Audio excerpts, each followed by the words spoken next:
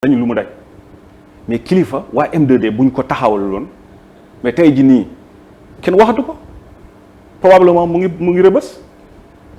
donc bu ñuy naan Sonko moo tax nit ñi di jóg di taxaw di xeex c'est parce que en réalité xamuñu kilifa itam am na tur mais ñi ne ci kaso bi instant bi comme loolu foofu lay waxee ñi ne ci kaso bi kenn xamul leen duñ kilifa du Sonko. mais di ko moo tax ba tey ñoom tam ñu ngi fa des est-ce que loolu tamit loolu laa la bëgg a wax ma jox la exemple ci kaawu Madiop Ndongo Diop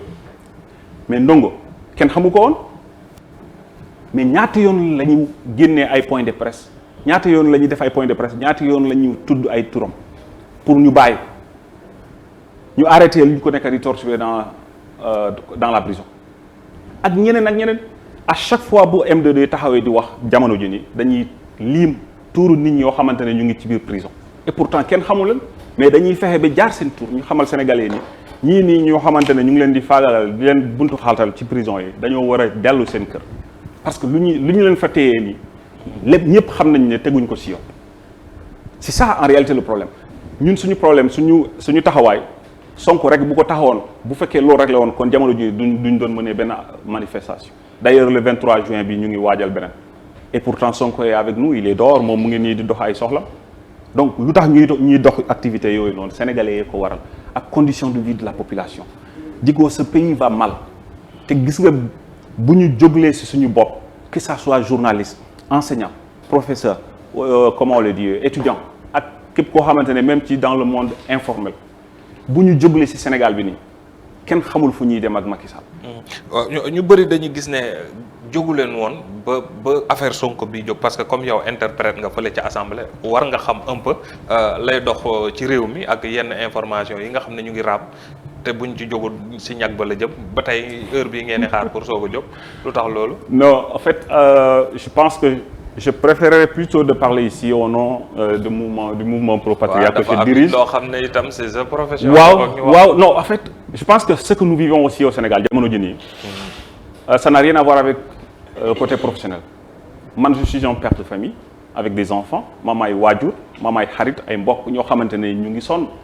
di ko ma ne la Sénégal y a une partie du Sénégal boo xamante ne jamono ji ñu ngi vivre la famine vous ne pouvez pas me contredire loolu moo am mais kenn ñemewu ko wax jamono ji ni ndax jamono ji kenn ñemewul wax lu am ci Sénégal boo ko waxee ñu woo la dikk donc du coup les gens souffrent en silence loolu moo waral sax génn le 8 mars et les gens pensent que c'est vrai Ousmane ay mbiram bokk na ci mais c'est parce que ce peuple là est fatigué ñu wàccoon ci terrain bi keroog noonu loolu musul am Sénégal tey ñu ngi tëkku nit ñi naan loolu dootul musa am amoon na waaye dootul am te ñoo bañ a dugg ci détails yooyu noonu parce que wuur ñoom sax da leen bett le président il est censé être la personne la plus informée du Sénégal lu tax le 8 mars bett ko lu tax c'est parce que xamul lu xew léegi nag am na ñoo xam ne dañ leen di gis ci biir dëkk bi di leen xeeb ñu leen gën a xam ne lu xew ci réew mi suñuy wax ñu leen di xeebal seen i kàddu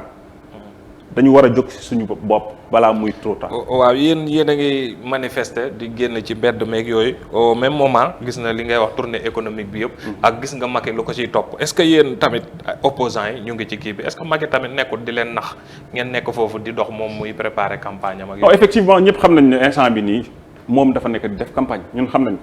tout le monde le sait xale yi ndaw sax boo leen laajee ñu xamal ne le président là présentement il est en campagne. campagne am biir wane na ne am na doole ci dëkk bi de. bon ça dépend li ngay wooyee doole. nit ñee génn rek. mais président dafa am doole xam nga ban doole la. doole bépp doole bu mu am ñun ñoo ko jox. mais am na beneen doole boo xamante ne jamono ji da ko foqati suñu loxo te ñun mënuñ ci daal. mooy ban. le président Sénégal budget 2021 bi ñaata la. yow mi ne assemblée laaj naa la ñaata. non bul dugg ci mbirum assemblée nationale dama bëgg ne. non plus de 4000 milliards la ñu jox président de la République pour mu dérouler suñu programme yi n'est-ce pas. fonds Covid bi ñëw ñaata la. 1000 milliards ça fait combien. 5000 nangam milliards. jamono ji nii 1000 milliards yi ñaata lañ dépensé on peut en tout cas ba 31 mars 2021 ils sont à 680 milliards ou 690 milliards yow gëm nga ne loolu dafa dugg ci réew mi ci pajum réew mi.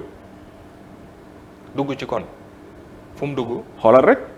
foo yaakaar ne la dugg kon bu nekkee dugg ci fonctionnement man réew. su ma sañoon ba en tout cas ñun bokk na si suñu point de revendication dañoo bëgg ñu wax ñu xaalis boobu noonu fu mu dugg. est-ce que yaakaaroon ne fii mu dem nii ci gox-goxaat yi ñoom yëg nañ ne xaalis bi dugg na. mais ba tax ñu génn di tatagal président. xam nga yow yaa ma ne dafa bëri ay nit ñu nekk di ko topp fu mu toll nii mais ces gens qui le suivent en tout cas ñu ngi dëgg yenn presse yi na ko wax fépp fu état bu mu dem ñu dëgg ay millions yu ñuy wax yu mu fa sotti mais malheureusement le problème c'est quoi c'est que dañuy sotti foofu ay millions ces mêmes personnes là ñoo xamante ne dañ leen obligé am ñoo xamante ne xaw ma chantage la xaw ma en tout cas xaw ma parce que gëw ma ne mën nañ leen nax à ce point mais jamono ji ni ñu ngi koy topp mais 3 jours après c'est les mêmes personnes qui vont vivre de la famine et ça c'est de notre responsabilité de les conseiller ñu war leen sensibiliser war leen yee nit ñi xam ni du lii mooy tabax Sénégal. est-ce que tamit loolu laajut ngeen wàcc sur le terrain bàyyi place de nu mu tudd place de la nation rek. waaw bu dajeeg yooyu noonu. waaw xam nga kenn ku ci nekk sa moyen fu mu la yóbbu fa nga mën a yem président dafa am possibilité yóbbu 58 mu def le tour du Sénégal bu ko neexee tey jamono ji nii mu jël avion bu bees bu mu jot a jënd sans notre consentement évidemment mu yóbbu ko Fouta bu fekkee am na fu mu ko war a mën a gaaree mu def campagne am. xam naa ci mais ñun ñii nii. on a du mal même à organiser comment on le dit un sitting au niveau de la place de la nation. mais lu am solo man ma yaakaar ne c'est pas les moyens yu ñuy déverser ci suñuy activité pour man lu am solo mooy kaddu gi na doon lu dëggu nañu wax lu am à l'endroit de la population. population bi xam ne en réalité ñun on est là pour elle. parce que jamono ji ni ñuy wax ni nit ñi mun nañu bañ a dégg mais bu ñu caaxaanee bi président Macky Sall gagné 2000 local bi de toute façon day forcer moom léegi ñun ñooy xool il va s'imposer en 2024. ok dañuy def kon Ahmed benn tour de table rek bu amee ay questions foofu balaa ñoo dellusiwaat fii ci plateau bi. merci beaucoup au moins man li ma doon wax sànq am na kenn ku ko comprendre que ne waa ji moom bu rombee local yi rek mooy 3e mandat la jëm. fa la jëm waaw damay daal di jox soxna Mati Diagne. oustaz bu fekkee am nga laaj aussi mën nga laaj damay daal di jox soxna Mati Diagne ñu daal di dugal laaj. waaw monsieur Fadel di la nuyu di la remercier si invitation bi ñu ñëw wuy si. di laajte rek lan mooy pro-patria parce que gis nañ ne mouvement yi bëre na te mouvement yi presque ñoom ñëpp ñun ñoo xaw a ñu objectif. yéen lan mooy patriote. waaw léegi yéen lan mooy seen. moo leen di différencier ak yeneen mouvement yi. waaw ta question elle est pertinente li nga laaj ñun dafa ma amal solo parce que je n'ai jamais eu l'occasion de m'expliquer sur un plateau dëgg la Pro-Patria mouvement bu yàgg la boo xamante ne man personnellement bokk naa si ñu ko samp bu ñu nekkoon à la fac jamono yooyu noonu c'était en 2009 te xam naa vous serez très surpris de savoir que suñu slogan c'était le don de soi pour la patrie affaire bu doy waar ça c'est bien avant le PASTEF bon bu ñu ko sampoon on a créé en même temps une association buy liggéey dans le même cadre c'était avec des camarades étudiants et autres parce que moi j'étais très actif à l'université je me rappelle 2011 on avait invité même Abdoul Aziz Diop présentement conseiller spécial du président de la République je pense bon moom moo bind livre bi noonu ah mooy livre bi ñu naan Macky Sall ko bind man dama jàpp ne bind ko non c'est mon avis et je pense que war na xam naa ci tuuti donc voilà donc ñun c'est comme ça qu'on a démarré à la fac ñu organiser foofu ay conférences sur le patriotisme moo nekkoon suñu premier thème de conférence parce que man comme vous devez le savoir man je suis de la Casamance c'est là où je suis né et j'ai grandi là-bas et j'ai constaté qu'en réalité les gens ne comprenaient pas beaucoup cette diversité qui existe en Casamance qui fait que les gens sont nés là-bas et ont grandi souvent dans le conflit mais qui aiment le Sénégal et qui se réclament partout dans le monde ni ay Sénégalais et ils sont dignes, fiers d'être Sénégalais. Il fallait que ma mettre en place une structure pareille ba nga xamante ne soubassement day nekk Casamance mais day xeex dans tout le Sénégal. Finalement exactement lan ngeen di def concrètement. bon comme li ma la jógee wax lu njëkk a nekkoon suñuy activité mooy la sensibilisation dans le cadre du patriotisme c'est-à-dire le fait d'aimer notre patrie. loolu moo gënoon nekkoon suñu objectif mais avec le temps on a eu à participer dans plusieurs activités ci ay civisme et cetera mais finalement après ñu déversé complètement dans la politique parce que on s'était rendu compte que sans la politique en réalité tu peux avoir de belles idées mën nga def lu ne mais sans la politique et les moyens financiers je veux dire tu peux pas faire un acte mënoo changer lu bëri daal moo tax finalement ñu dugg ci politique j'ai travaillé avec Abdoulaye Baldé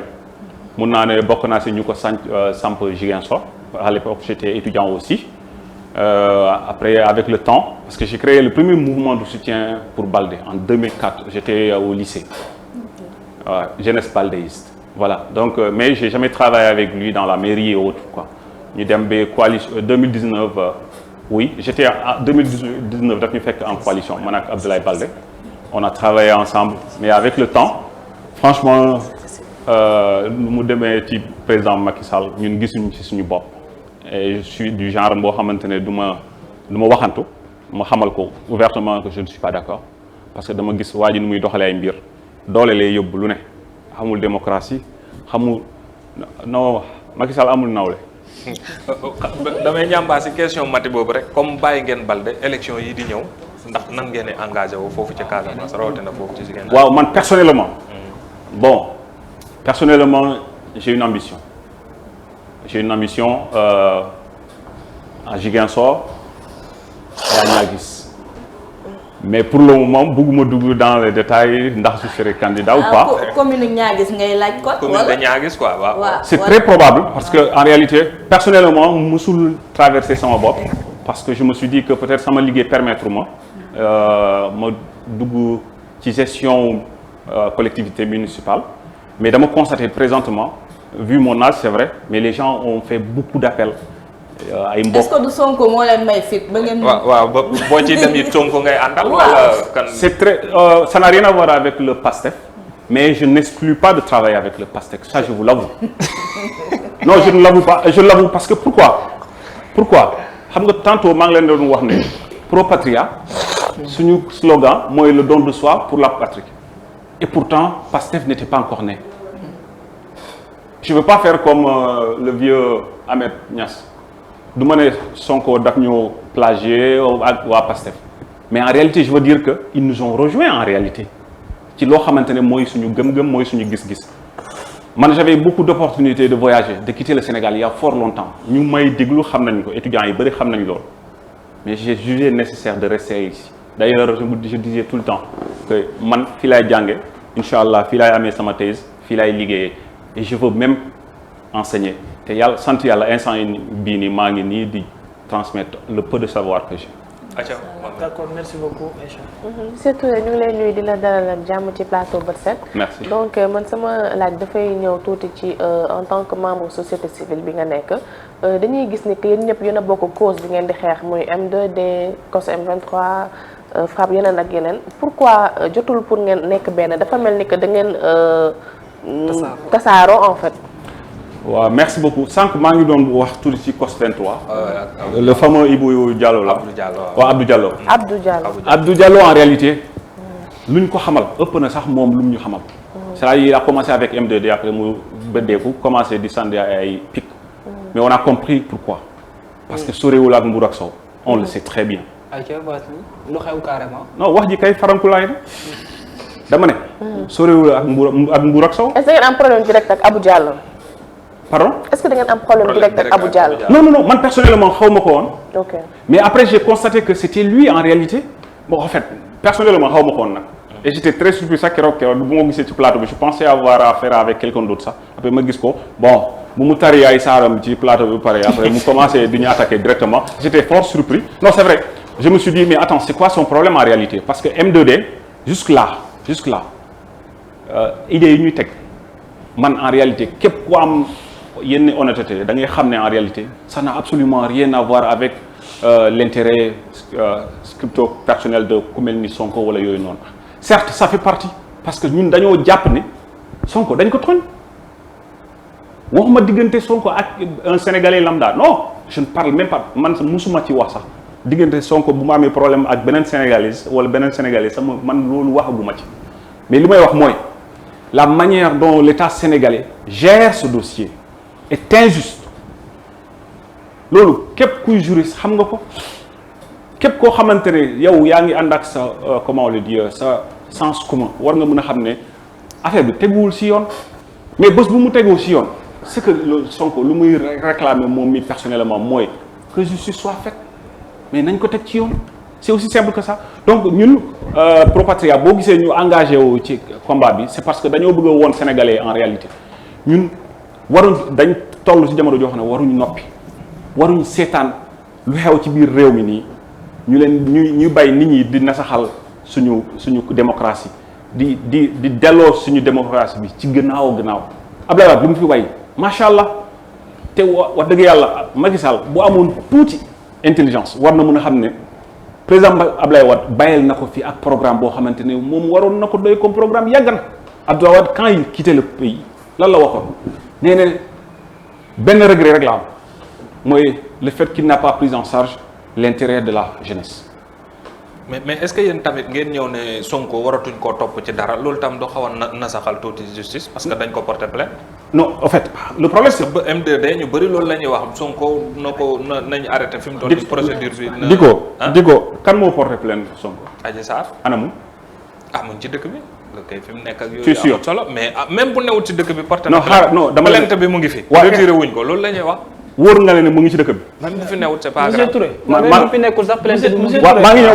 ngi ñëw nit bu plainte nit bu fi nekkul plainte bi valable. non xaar même bu fekkee nekkul léegi supposons nekk fi mu nga États-Unis mu nga France. waaw même bu day tax plainte bi valable. maa ngi ñëw. parce que loolu damay dégg muy ñëw seen i wax bu léegi ana Adji Sarr moom mu nekk fekk mu ñàkk fee nekk fi lu mu joteeg wàllu. xam nga lu tax les gens posent cette question là. man personnellement je sais que en tout cas man sax déedéet waaye yéen journalistes yi je parie que yéen parmi yéen bëgg ngeen jàkkaarloo jamono ji nii ku ko am yéen boo leen ko amee jël. ak Sonko laa gën a soxla te mosu fee ñëw te nanguwul dem ci yeneen médias yi. non franchement xaaral léegi bàyyi ñu wax ci Adji Sarr dama ne. bon Sonko ak Adji Sarr la ñuy wax. non je veux dire équilibre moo tax ma wax la loolu. non je veux dire médias yu bëri tamit soxla nañ Sonko te du fa nangoo dem. waaw mais ma laaj la benn affaire yow boo amee nangu nga ne au moins yow te boo mënoon décrocher Adji Sarr da nga koy jël. guddi yi Sonko laa gën a soxla. yow yow. non man kay. man kay wax ma koy kii. waaw non loolu mën nañ ci taxaw amul benn problème. da nga ko soxla dëggantaan. waaw bu kay man dinaa ci def li ma mën. bismillah naka loolu rek laa yàkkan. xam nga tey en fait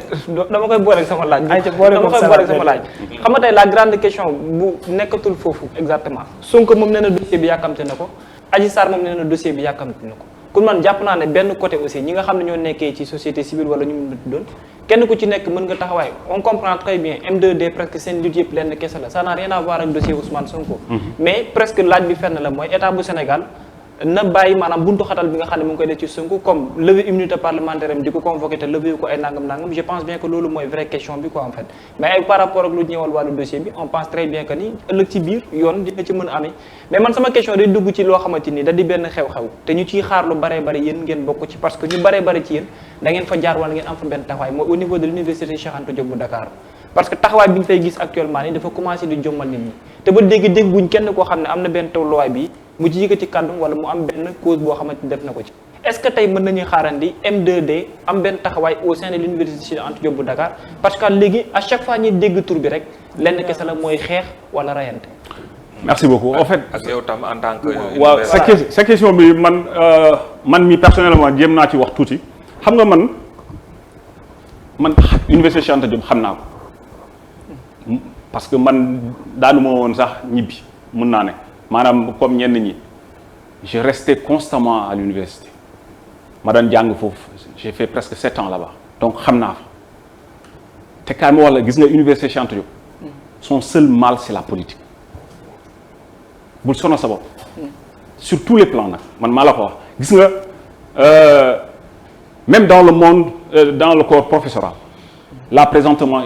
ñu ngi am sérieux problème. Ah bon? waaw parce que structure bu ñu teg foofu noonu nu mu war a fonctionner normalement à plus forte raison ñu ne ay étudiants war nañ participer ci fonctionnement c'est là où le bas blesse en réalité M2D mu ngi def li mu mën ci combat am ñun on est en train de faire beaucoup de production il y a des gens qui n'ont même pas encore lu notre mémorandum te mémorandum bi ku ko lire ku ne waroo jàkkaarloo ñun dañu naan Sonko moo ñu tax a jóg parce que réclamation yi fa nekk yépp c'est dans l'ordre de l'intérêt du Sénégal on a fait beaucoup de production côté bu ne nag muy justice muy santé muy lépp mais en réalité le message passe peu parce que nit ñi dañuy focaliser wu ci loo xamante ne peut-être moom mooy le sensationnel am na loo xamante ne moo leen gën a arrangé. est-ce que du yéenay communiquer Parce côté que boobu yéen tamit. yéen fan non, yeneen bi wala non en fait man mënuma je ne suis pas du genre à ne pas douter man mënuma ne suñu communication bi elle est parfaite man mënuma ko wax parce que je ne suis même pas un expert dans le domaine n'est-ce pas mais li ma bëgg wax mooy à un moment donné je pense que vous aussi vous devez jouer un rôle éminent dans ce combat-là en quoi faisant ngeen jël au moins supposons par exemple prenons les 10 différents points am na yoo xamante ne ba tey da ngay gis très rarement ñu développer ngeen traité ko dans la presse. Non, mais yéen aussi, il est trop rare qu'on vous entende dans vos discours prononcer le nom de l'université Cheikh Anta Diop de Dakar pour les problèmes. Ouais, non, je n'en disconviens pas. Pour le moment, en vérité, man mi personnellement, en fait, quand on parle de l'enseignement supérieur d'une manière générale, nous wax Cheikh Anta Diop. Mais on sait qu'il y a un problème. Il y a un problème. Gis nga violence, mais nag loolu du lu bees université Cheikh Anta Diop. Mais modèle la te il faut aussi ngeen taxaw ci. Effectivement, mais kan moo nekk depuis yow tu te rappelles depuis Macky Sall nekk président bii nii jamono ji nii ñan ñoo jaar ci yorum ko rectorat ak COUD xoolal seen profil ñaata yoon lañ ko ñaxtu fi ñun. Mais pourquoi à chaque fois rek ngeen dellu. mais évidemment ça a beaucoup ça a voir xamul lu tax gis nga kilifteef dafa am solo ci réew. kilifteef noonu la rectorat ay universitaires ñoo fa nekk. waaw xam nga même COUD tamit ak kii nu mu tuddati. ce n'est pas une ay universitaires lañ comme ce n'est pas une question de diplôme ce n'est pas une question de titre. ma jox la exemple yomb tey si suba si Cheikh Oumar Anne qu'est-ce qu'il dit à propos du cas de Macky Sall pour 2024. loolu c'est sa conviction xam nga kii position politique la affaire politique. mais c'est une question morale. c'est une haute autorité de l'État. Il y a des questions morales yoo xamante ne ministre am na yenn kaddu yoo xamante ne ministre waru ko tenir keroog maa ngi doon wax ci cas de Sidiki Kaba si la population tolère des gens comme ça wala ay discours yu mel ni yooyu noonu ñuy jógee ci. lan ñu ay kilifa. mais c'est un problème. après tey ñu bëgg a corriger ay xale yu ndaw yi nekk ci biir réew mi naan dañuy xaste dañuy saaga dañoo insolent mais ñaata kilifa ñoo fi taxaw ci télé di saaga mais El Hadj Diouf lan la fi deful droit ci biir ci télé ñëpp gis ko qu'est-ce que vous en dites rien donc ça va. non, je pense qu'il mérite même ce dernier il mérite même que le barreau s'en saisisse. merci beaucoup monsieur Touré man damay dugal benn laaj par rapport ak université Cheikh Anta Diop li fay xew souvent dañuy joxoñ baaraamu tuuma ni nga xam ne moom mooy état bi c'est vrai que lépp lu xew ci réew mi responsable la parce que ñoom ñoo taxawoon laaj ne mën nañoo saafara lépp loo xam ne jafe-jafe askan wi la donc lu xew ñoom ñooy les premiers responsables mais responsabilités yi dafay partagé wu parfois est-ce que du ngeen arrêté politique bi ngeen di dugal biir université pour jàmm mën faa delloo si parce que lu fa mënti xew nag bu ñu ko analyser ba ci biir ci wàllum politique lay mujjee moom moo koy sooke wala moom moo nekk au début. ci coow la fay am. est-ce que du yéen politiciens yi vous allez me dire que nag yéen du ngeen ay politiciens ak ay citoyens ngeen yéen ñëpp mais maintenant yéen ñëpp ci benn bool mi ngeen nekk parce que li ngeen di def yëpp ay action politique la est-ce que du yéen a war a jënne seen politique yeeg seen xiiroo yeeg seen ŋaayoo yi biir université bàyyi di fa placer seen i nit pour ñu leen di sànnil xeer wala ñu leen di ŋàññal wala ñu leen di tàccul pour jàmm am. non en fait je suis désolé nag man personnellement je suis inapte may laaj ay étudiants ma ne leen arrêtez de faire la politique wala may laaj ay politiciens ma ne leen ne vous insérez pas dans la vie universitaire parce qu'en réalité c'est étroitement lié yaa ma gën a xam ni en réalité toutes les révolutions du monde en tout cas les plus grandes révolutions ont démarré à partir des universités publiques donc cependant cela ne veut pas dire que par force dañoo war a verser wu dans la violence il y a de très grandes personnalités sénégalaises yoo xamante ne mais université Cheikh Anta Diop moo leen formé politiquement et sur le plan intellectuel je ne vais pas en citer yéen a leen gën a xam. kon le problème n'est pas politique parce que sànq wax nga ne. problème université c'est politique. attends non quand je parle pas de la manière de faire la politique à la fac. Okay. Ou bien au niveau du campus social c'est ça le problème c'est-à-dire ma jox l'exemple. Quand des gens versent de l'argent ñu jël xaalis jox ko ay étudiants pour entre ñoom ñi massacrante. ah bon loolu dafa am. yéen a fi woon la presse ay ñu génnee ay jaasi. ay xaaral maa ngi ñëw ay jaasi yu bees. ay jaasi yu bees. ak ay ngannaay yoo xamante ne kenn xamul seen qualité. mais tu penses que un étudiant qui gagne 36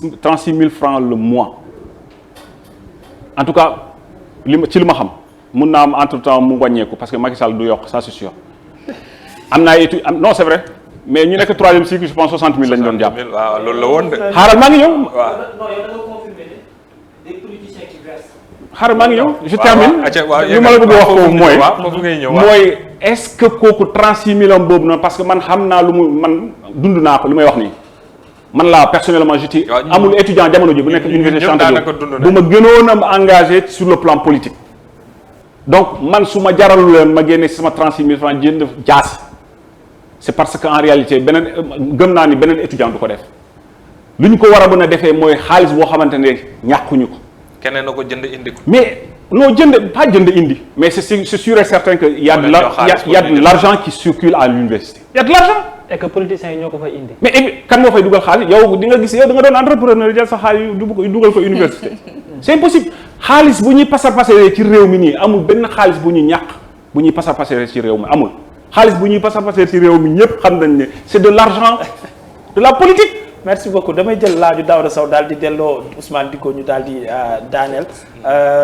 moom maa ngi naan David Sow la David Sow au lieu de Daouda Sow je pense que c'est la même chose seen di commandement yi. di commandement moom lay laaj. ñaata ngeen ci amagum ak ñaataa ci des. amuñ ci benn. Ousmane Dicko tontu. amuñ ci benn te Macky Sall d'accord Macky Sall dafa joxe kàddoom khalife général des Mourides.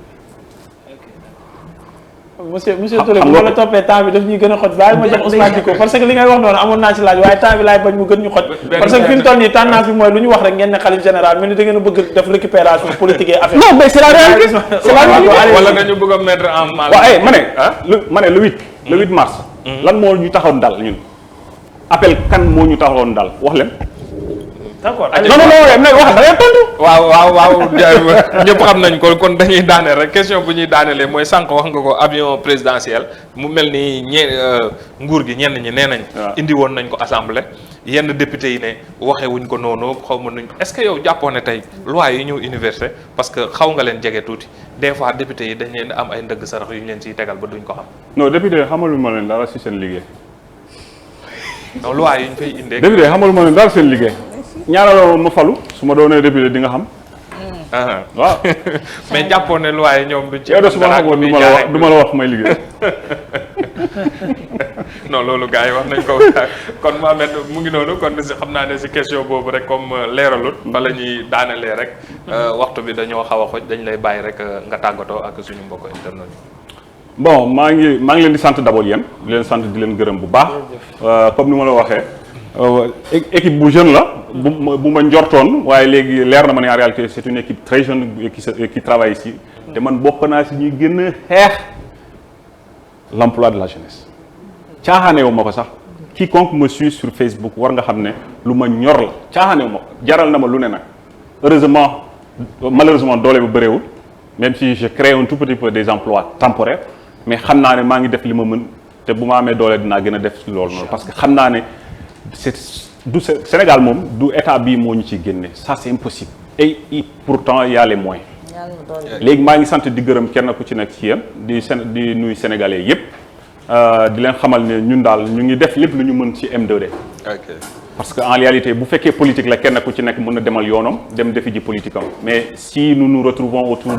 du mouvement M2D c'est parce que en réalité dañoo xam ne nous avons des intérêts en commun boo xamante ne mooy suñu démocratie réew mi dañoo bëgg mu dellu fu mu nekkoon parce que la démocratie est très fragile malheureusement on ne peut pas remettre ça entre les mains d'un brut comme ku mel ni président Macky Sall. jërëjëf Fadel Mouhamed kon mu ngi noonu moo nekkoon kii di président Pro Patria bokk ci mouvement M2D xam naa rek ba suba jàmm wala ba ci kanam léegi ak. léegi la ñuy ànd ak yow sax ci actu sport bi dañuy gërëm rek monsieur Touré Fadel Touré di kontaan ci jotaay bi ak waxtaan wi amoon na solo internautes yëpp loolu la ñu mentionné nee nañ c'était un débat intéressant te yow yaa ko waral donc di la jaajëfal bu baax a baax di jaajëfal képp ku ànd ak ñun di jaajëfal ni ki noonu Oumar Wade maa ngi lay nuyu bu baax a baax di ziar gars yi ñoom Modou Kane ñoom Mamadou Diop Seck yéen ñëpp maa ngi leen di jaajëfal ci ànd bi ngeen ànd ak li nga xamante ni moom mooy seen premier matinal digital bi am ci réew mi oustaz dama lay daal di bàyyi rek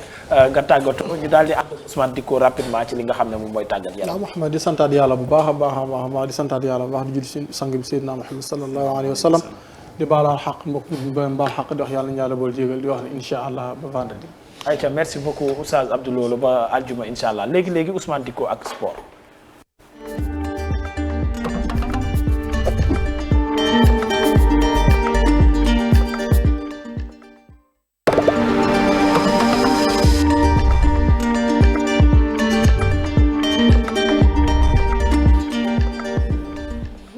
ayca Ousmane Dicko lan moo gën a fës ci li nga xam ne moom mooy xibaaru tàggat yaram.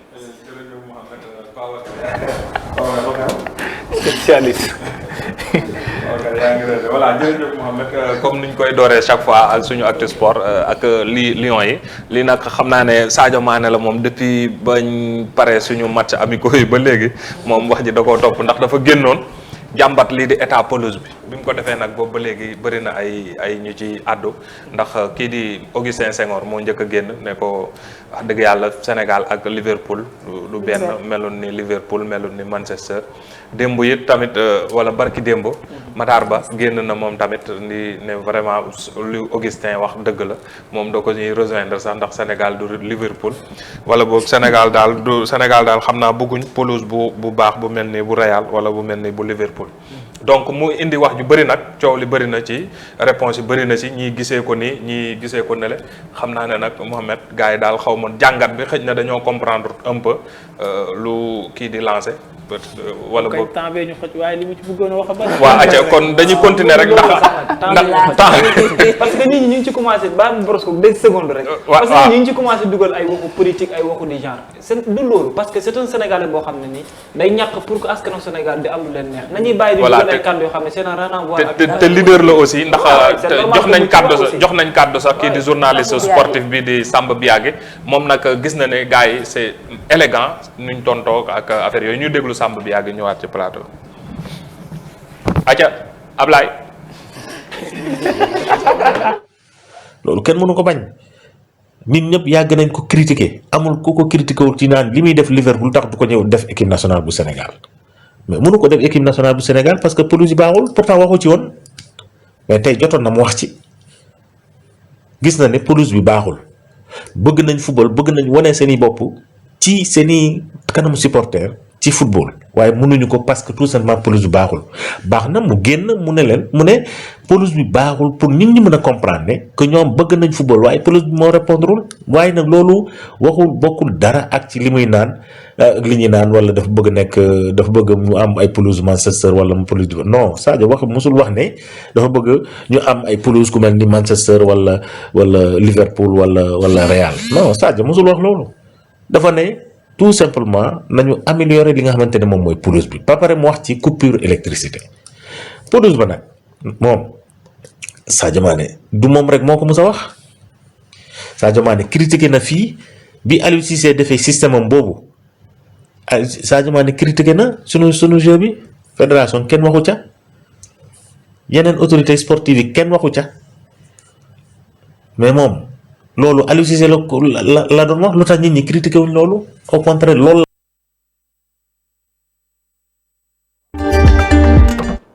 voilà jërëjëf Ablaye kon moo nekk réaction Samba Biagé xam naa comme waxtu bi dinañu mayaat beneen yoon dinañ am beneen yoon occasion pour gën a mun see waxtaan Babacar nga joxe si sa xalaat dañuy continuer rek ak yeneen gaynde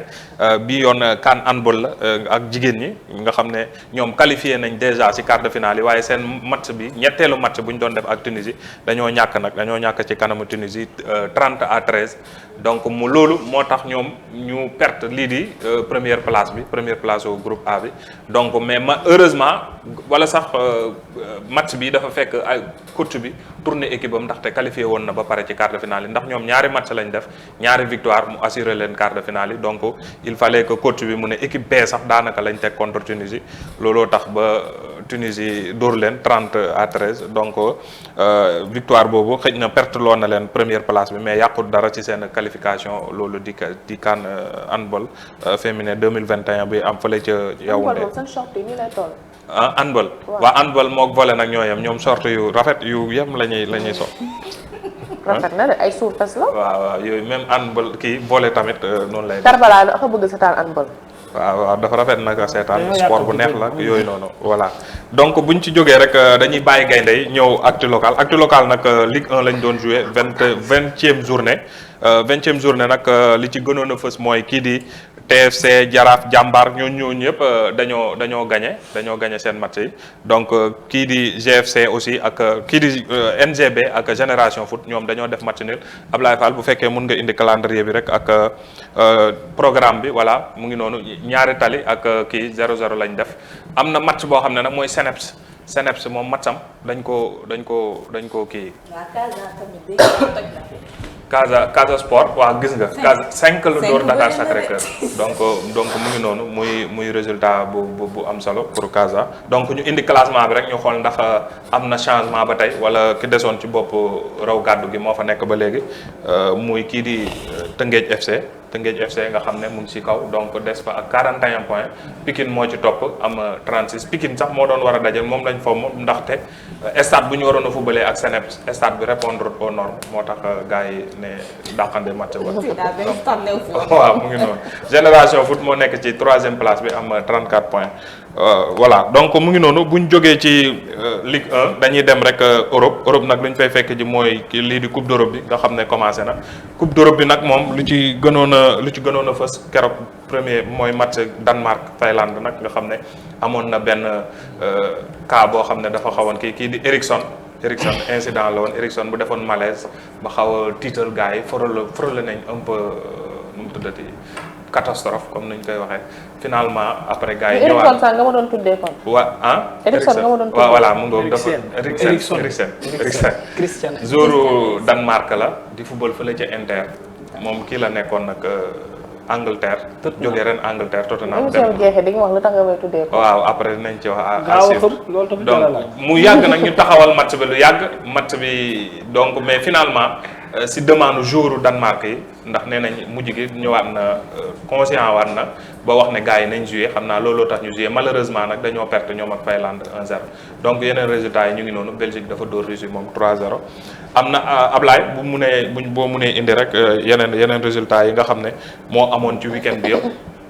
gis nga ko mu ngi noonu ba tey tamit am na yeneen match yi nga xam ne tey dinañ ko xaarandi ci première journée yi yooyu nga xam ne mooy lii di Euro 2020 ak Ablaye bu ñu paree rek Angleterre moom tam dafa dóor gis nga tey match yi moo am au programme Écosse République tchèque bu 15h jotee Pologne 18h Pologne ak Slovaquie Espagne ak Suède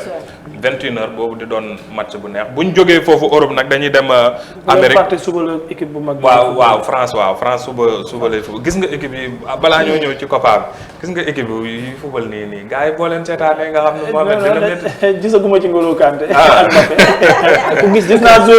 Ukraine waaw gis nga Ukraine waaw gis nga Ukraine rek waaw gis nga Angleterre mais yow foofu gis nga ku mel ni Ngolo Kanté yàgg na